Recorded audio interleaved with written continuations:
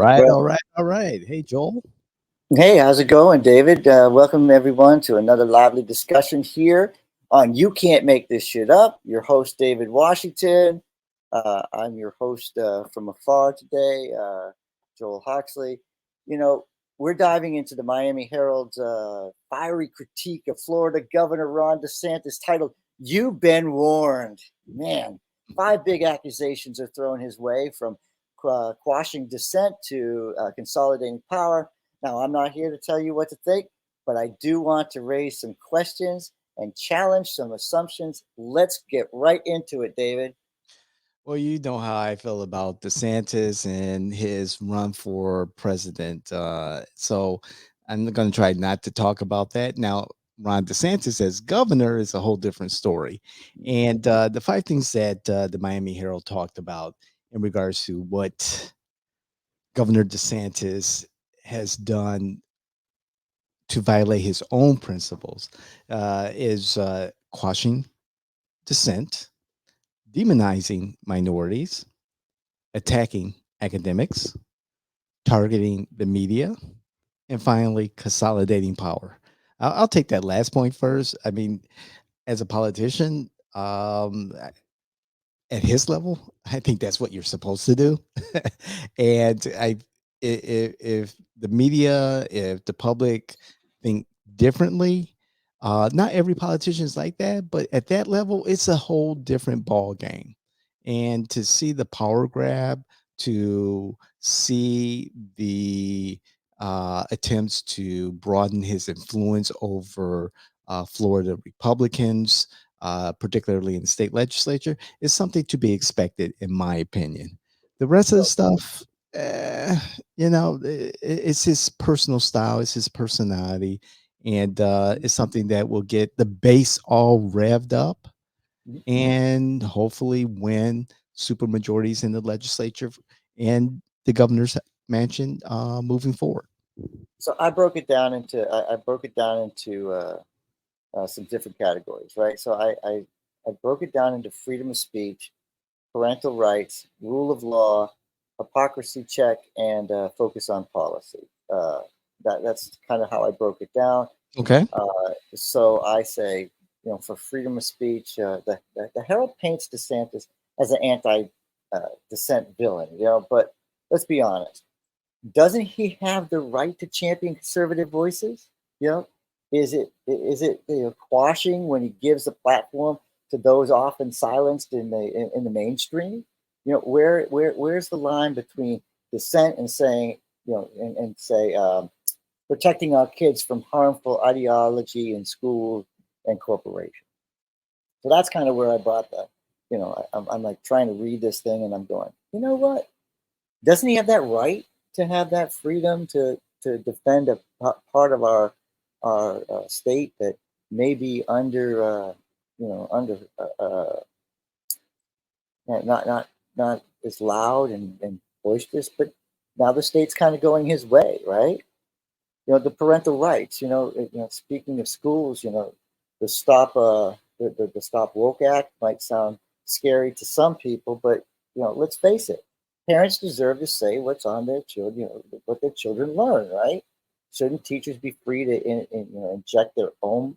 They shouldn't be able to put their own political spin on things. The rule of law. The Herald throws around some serious accusations here. They say DeSantis breaking the law with the suspension of State Attorney Warren. But let's not forget due process. It's this is totally he's won this case, right? He's won so far. First of all, the first one goes to the wrong court. This one, let's let due process work itself out and see has he used his authority correctly. You know, we talk about the hypocrisy. Let's be honest. The Herald isn't exactly known for its conservative leanings. It's in any way. It's like, hey, don't you have your own hypocrisy here? And then let's focus on policy. Has he done anything outside of what he said he wants to do? Like, has he really strayed off? No, he's been right on. Whether I've agreed with him or disagreed with him, David, I've disagreed with the governor on many issues. Uh, he's not changed. Okay, Now he's just doing it on two platforms. You make a good point. He and his party are in charge. His agenda is going to be his agenda, and be it conservative, extreme conservative, that's debated. However, he is in charge, and he's bringing forth issues that he believes that are good for Floridians in general, but particularly interesting to his conservative base. And in regards to former state's attorney Monique Worrell, it is in his executive power to suspend a state official or a local official based on information that the governor's office and his aides believe warrants a suspension or removal from office. And given her record of cases not being resolved, or the state's attorney not moving forward with, the numbers are there. Yeah, And he made a decision. I know that liberals are arguing, due process. It was illegal. We talked about this very early yeah. in the You year. you We you saw it mentioned, coming. We knew but that it was coming. right. We You saw that. brought this, yeah, it's David, you brought this up. I mean, you tried to point out to the Democrats, hey, this is coming, right? You tried to, we had an episode where we kind of point out, hey, if you look at juvenile, the juvenile cases alone, right? And Mhm, you compare her juvenile cases to, the 67, the 60, 66 other counties, right? But mhm, there was an issue there. That she was leaving herself open and vulnerable uh, to this exact treatment. right. Um, so you you you all it, this is why we call ourselves innovators, because you're in front of these issues. You're talking Right. about these issues. You're telling Democrats, hey, be warned. This is coming down the pike. She's leaving herself vulnerable. You're warning your own party. I'm over here warning my own party. Hey, look, if we continue to beat up on private business, we're not being conservatives that we're supposed to be, right? Correct. Let's stay in our lane. Government runs government. Business runs business. You can take your role and oversight maybe, but you can't tell a business not to protect their clients. Mm. So we do these things because we want everybody to be informed. So no, I don't mean to cut you off, David, but this is exactly why I appreciate working with you. And on these topics, we try to make sure that we're honest with uh, our own parties. And if the liberals, the Democrats here in Florida, want to end the tyranny, again, the air quotes, of Governor DeSantis, then get good candidates to run for office and put the resources behind them. Chip away against the supermajority. Get people who will excite the electorate to come out to vote. Don't rely solely on a single issue like abortion to get people to come out to vote. You need to engage the public, and that includes those future leaders.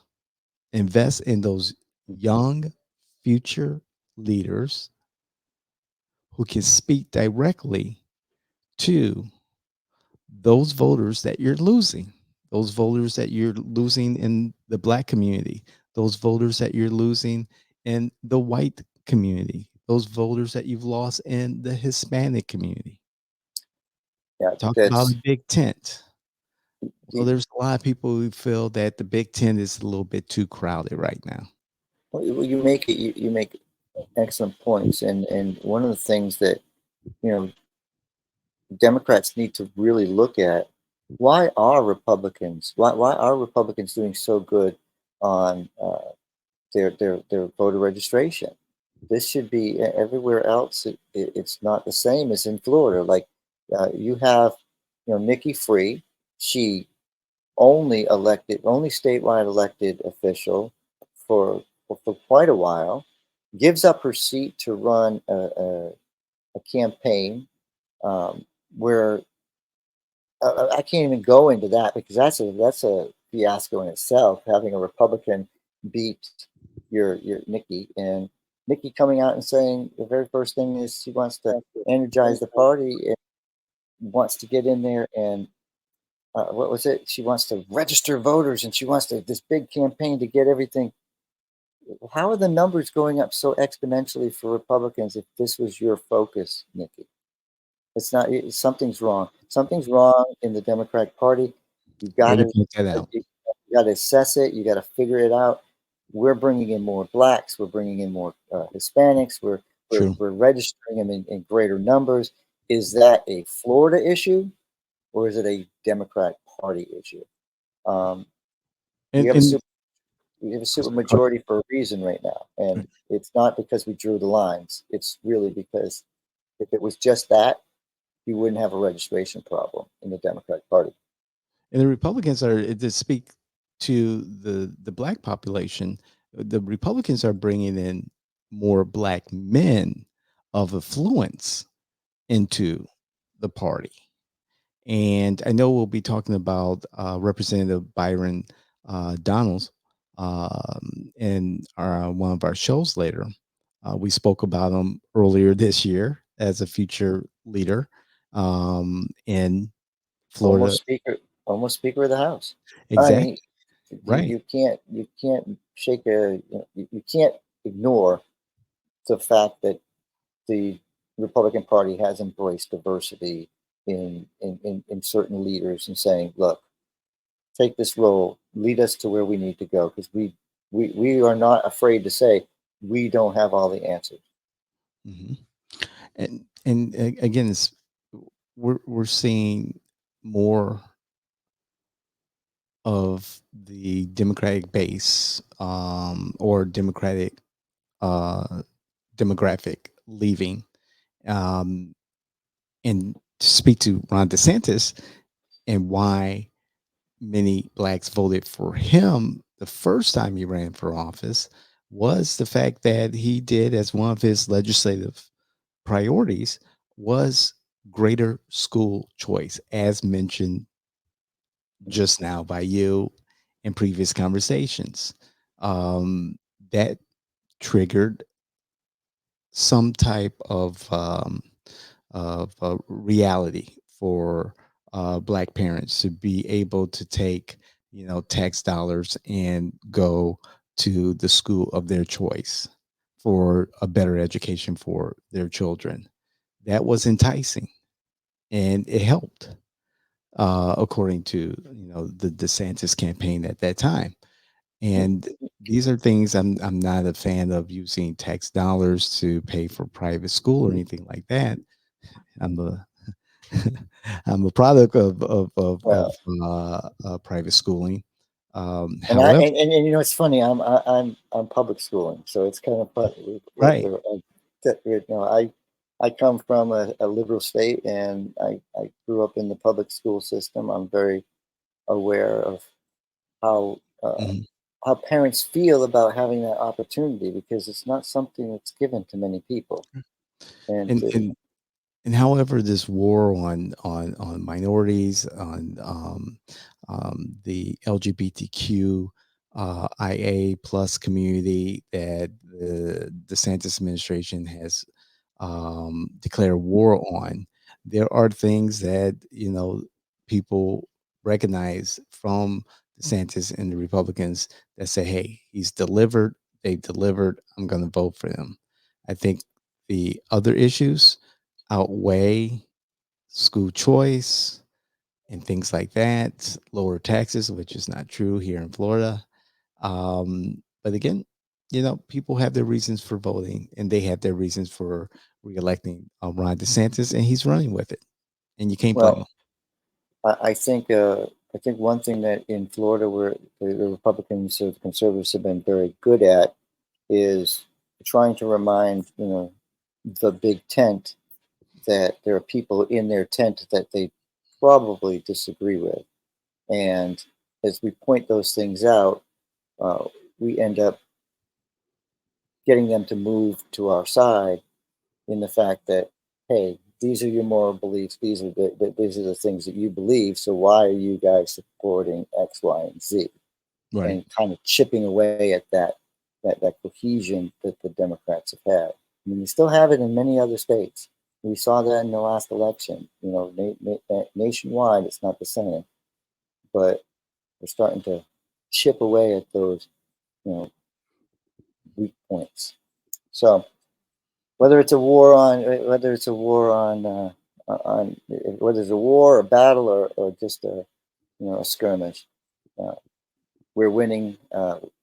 As conservatives, we're winning we're winning this. We're winning this, and assessment needs to come.